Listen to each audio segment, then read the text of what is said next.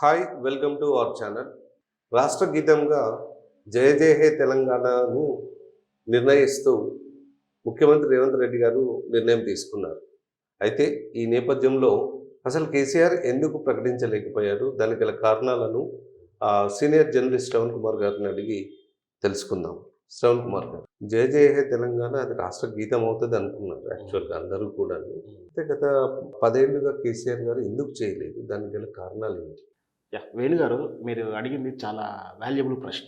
ఏమిటంటే 65 నుంచి 70 ఏళ్ళ వరకు సుమారు 65 ఏళ్ల పైబలిగా తెలంగాణ పోరాటం అస్తిత్వానికి తాపత్రపడి దోపిడిని వ్యతిరేకించి ఉద్యమం చేసి మనం ఇంతలా సాధించుకున్న తెలంగాణ, ఆ తెలంగాణ సాధకుడు కేసీఆర్ గారు వస్తుందా, ఇంకెప్పుడు వస్తుంది, ఇక రాదు, ఈ తెలంగాణ ఉద్యమం ప్రారంభమైన ఆ అనుమానాలు, ఇట్లా అపవాదులతోటి ఇన్ఫ్లుయెన్స్ చేయగలిగినటువంటి, మ్యానిపులేట్ చేయగలిగినటువంటి నాయకులు, తెలంగాణ మీద దోపిడీ, తెలంగాణ మీద ఆదాయం మీద మాత్రం ఆడపడినటువంటి కేంద్ర అక్కడ ఢిల్లీ పీఠంలో ఉన్నటువంటి అధికారులు, వెరసి అంకితం లేని నాయకులు, దానివల్ల తెలంగాణ 70 ఏళ్ళు పోరాడాల్సి వచ్చింది. సో కేసీఆర్ గారి వచ్చిన తర్వాత ఆయన మహానుభావుడు, కారణ జన్ముడు, ఆయన పుణ్యాన మనకు బంధ విముక్తి రాగానే తెలంగాణ పోరాటం కోసం ఏ విధంగా కష్టపడిండో సాధించి చూపించాడు కేసీఆర్.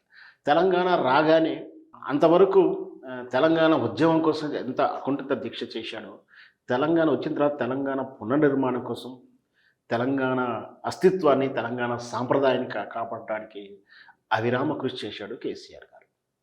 రాగానే ముఖ్యంగా అవహేళన మధ్య, అపనమ్మకాల మధ్య తెలంగాణ ఇచ్చినటువంటి విధానం మనం చూసాం.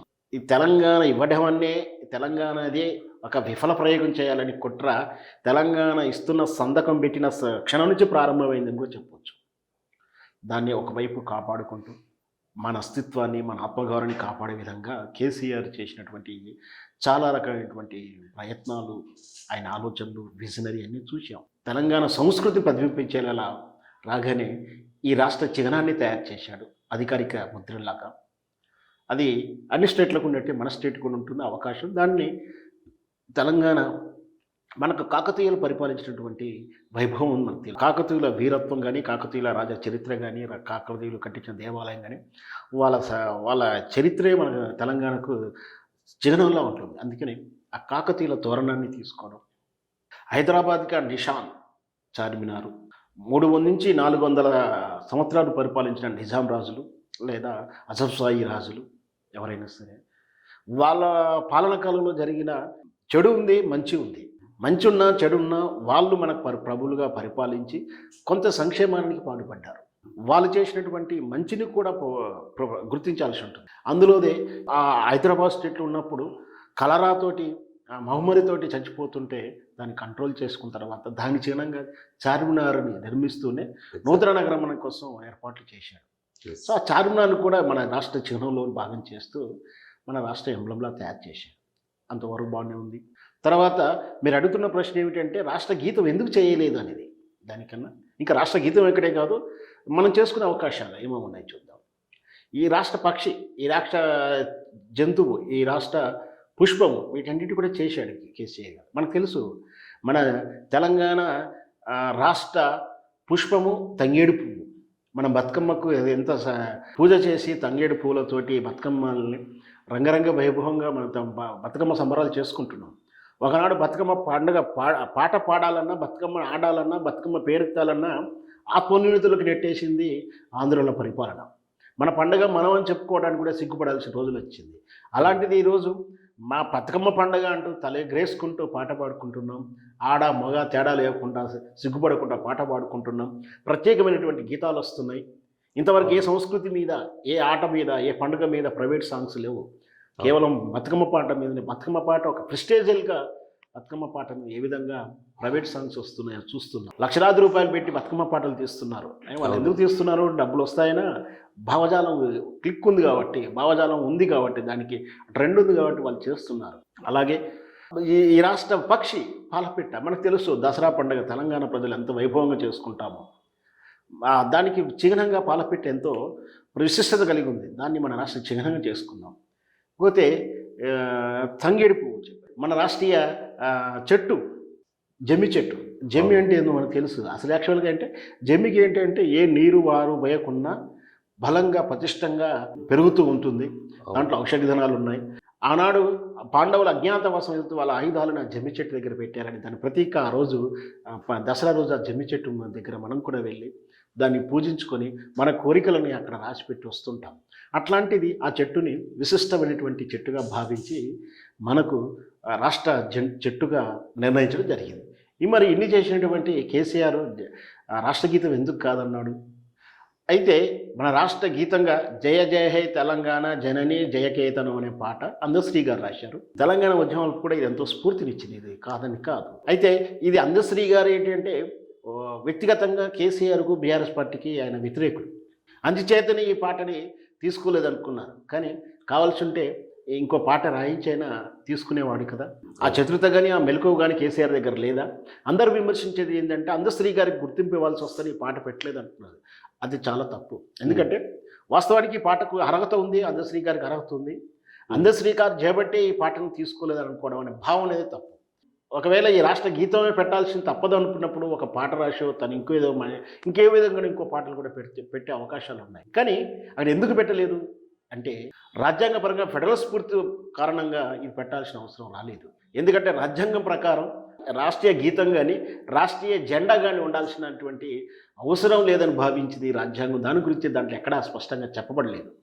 దీనికి ఎందుకోసం చెప్పారంటే ఒక దేశంగా రాష్ట్రాలనే ఒక యూనిటీ కలిగి ఉంటే రేపు భవిష్యత్తులో ఫెడరల్ స్ఫూర్తి దెబ్బతింటుంది.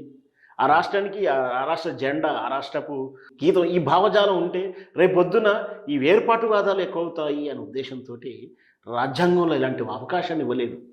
వాస్తవాన్ని పెట్టమని చెప్పలేదు, పెట్టవద్దని చెప్పలేదు. చెట్లు ఈ రాష్ట్రానికి ఉండాల్సినట్టు ఉంచారు. కానీ జెండా అనేదే అత్యుత్తమైన స్థాయి కాబట్టి రాష్ట్రాలకు జెండా ఉండాల్సిన అవసరాన్ని రాజ్యాంగం చెప్పట్లేదు. సో అదేవిధంగా ఈ రాష్ట్రానికి గీతం కూడా ఉండాలని కూడా స్పష్టంగా చెప్పలేదు. కేంద్ర ప్రభుత్వం రేవంత్ రెడ్డి గారి నిర్ణయంపై ఏ విధంగా సానుకూలంగా స్పందిస్తుందో వేచి చూద్దాం. కానీ కొందరు ఏం చేస్తున్నటువంటి కొన్ని స్టేట్లలో ఇప్పటి వరకైతే మొదట్లో ఫస్ట్ జమ్మూ కాశ్మీర్ అని కర్ణాటక మాత్రమే వాళ్ళ రాష్ట్ర జెండాలను ఆ రాష్ట్ర గీతాలను ప్రకటించుకుని జరిగింది. రాష్ట్రం అఫీషియల్గా ప్రకటించుకుంది. భారత రాజ్యాంగం కానీ భారత పార్లమెంట్ కానీ లేదా సెంట్రల్ గవర్నమెంట్ కానీ ఎప్పుడు కూడా అబ్జెక్షన్ చెప్పలేదు. కాకపోతే ఉండకూడదు అనేది ఒక భావజాలాన్ని ఒక రాజ్యాంగం చెప్తుంది కాబట్టి దాన్ని గౌరవించాల్సిన బాధ్యత రాష్ట్రాల మీద ఉంది. రాష్ట్రాల మీద ఉన్నటువంటి బాధ్యతని వీళ్ళు గౌరవిస్తున్నారు. అంత మాత్రాన నువ్వు పెట్టుకున్నావు అని చెప్పి నీ మీద సెక్షన్లు పెట్టడమో కేసులు పెట్టడమో చెల్లుబాటు చేయనటువంటి విధానాన్ని అయితే ప్రభుత్వం ఇంతవరకు తీసుకోలేదు. కాకపోతే ఏంటంటే రాజ్యాంగం చెప్పని దానికి మనం ఎందుకు వెళ్ళాలి అనేది భావజాలంగా ఉన్నారు. ఇప్పటివరకు 12 స్టేట్ల వరకు రాష్ట్ర గీతాలు కొందరికి ఉన్నాయి. అస్సాము, ఇట్లా కర్ణాటక వాటికి ఉన్నాయి. వాస్తవానికి అయితే రాజ్యాంగంలో లేని దానికి మనం కొత్తగా ఏర్పడిన రాష్ట్రము ఇప్పుడిప్పుడే రాజ్యాంగాన్ని అగౌరవపరచడం. ఎందుకంటే రాజ్యాంగంలో అంబేద్కర్ రాసినటువంటి రాజ్యాంగం ప్రకారమే మన తెలంగాణ పుట్టుకొచ్చింది, లేకపోతే ఏర్పాటు జరగకపోయేది. ఇట్లాంటి సందర్భంలో రాజ్యాంగ స్ఫూర్తికి ఎందుకు వ్యతిరేకంగా వెళ్ళాలి అన్న ఆలోచన ధోరణి. దానివల్ల కన్నా కొత్తగా వచ్చేటువంటి విషయం అయితే ఏం లేనప్పుడు దాన్ని ఎందుకు అనేది గౌరవించి రాజ్యాంగాన్ని గౌరవించి ఆ నిర్ణయాన్ని ప్రకటిస్తానికి కేసీఆర్ గారు కొంచెం సంశయించాడు. దానికి ఆలోచన చేస్తూ దాన్ని పెండింగ్ పెట్టడం జరిగింది. అంతే తప్పించి అందశ్రీ విషయంలో కోపం ఉండి కానీ ఇది లేదంటే ఇంకో విషయం అయితే కాదు. అయితే ఇప్పుడు అయితే ఇప్పుడు రేవంత్ రెడ్డి గారు తీసుకున్న నిర్ణయం అయినాక రాష్ట్ర ప్రయోజనాలు రాష్ట్ర భావజాలం అయితే ఖచ్చితంగా కాదు. అది కేవలం కేసీఆర్ని తప్పుపట్టడం కోసం, కేసీఆర్ని విలన్ చేయడం కోసం, తానేదో తెలంగాణ కోసం ప్రేమ ఉన్న వ్యక్తిలా కనపడాలనే ఉద్దేశంతో ఇది దుర్దుర్చర్యగానే తీసుకున్న నిర్ణయం.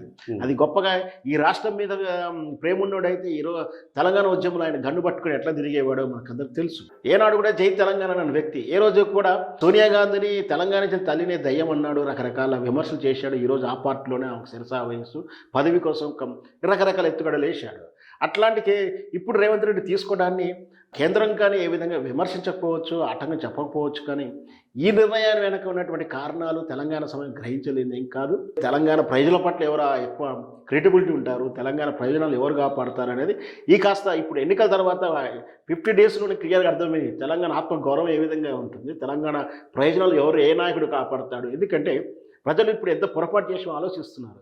నీళ్ళని తీసుకెళ్లి అజమాయిషీ కేంద్రానికి ఇచ్చేసాడు. పవర్ కట్ ఈ రాష్ట్ర వనరుల దోపిడీకి ఆదాని అంబానీకి అవకాశం కేసీఆర్ ఇవ్వలేదు, కానీ ఈరోజు యాదృచ్ఛికంగా తలుపులు తెరిచి కూర్చుంటున్నాడు. సో ఈ విధంగా చూస్తే తెలంగాణ ప్రజలు దెబ్బతింటున్నాయి కూడా అందరికీ అర్థమైపోయింది. కాబట్టి తెలంగాణ ప్రేమ కోసం ఈ రాష్ట్ర గీతాన్ని అయితే ప్రకటించలేదు. కేవలం ఇది కవ్వింపు చర్యలో భాగంగా మాత్రమే రేవంత్ రెడ్డి ఈ నిర్ణయం తీసుకున్నాడు అనేది నా అభిప్రాయం. ధన్యవాదాలు శ్రవణ్ కుమార్.